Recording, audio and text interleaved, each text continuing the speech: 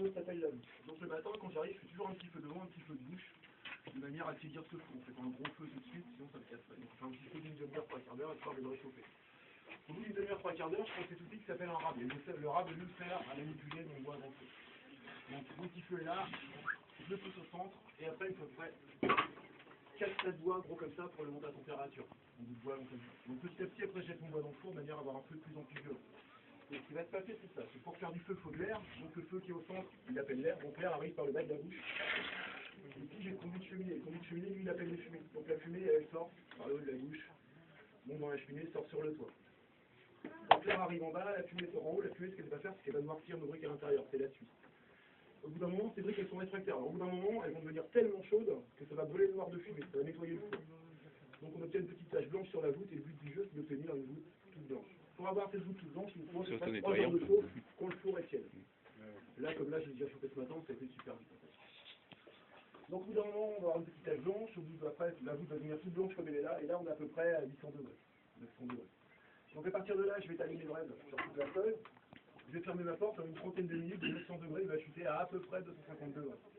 Donc à partir de là, j'irai chercher toutes mes braises avec ma raquette, je les ramènerai en bouche, donc doucement.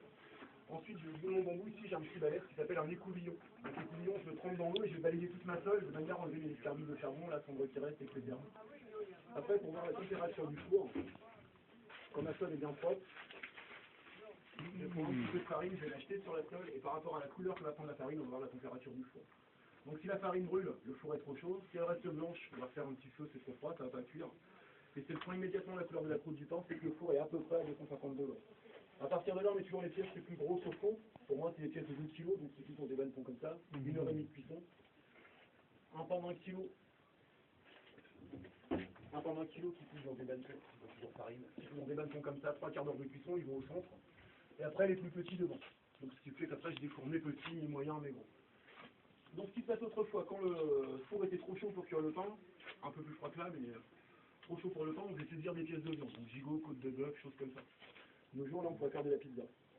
250 degrés la cuisson du pain, donc pendant 1h30, au bout d'1h30, on arrive à 200 degrés, donc autrefois, après le pain, on enquillait des volailles. Volailles, platées, terrines, tourtes, tartes, toutes ces choses-là. Nous, de nos jours, on fait plutôt de la viennoiserie, croissant, pain au chocolat, pain viennois, etc. Demain matin, on dirait que le four est perdu, et à four perdu, en fait, on fait du séchage. Donc séchage de fruits, champignons, sortes médicinales. De nos jours, nous, on fait de la meringue, et quand il pleut beaucoup, je mets mon bois à sécher pour le lendemain. Donc voilà un petit peu comment ce qui se passe avec ce four, ce qu'on peut faire. Donc voilà.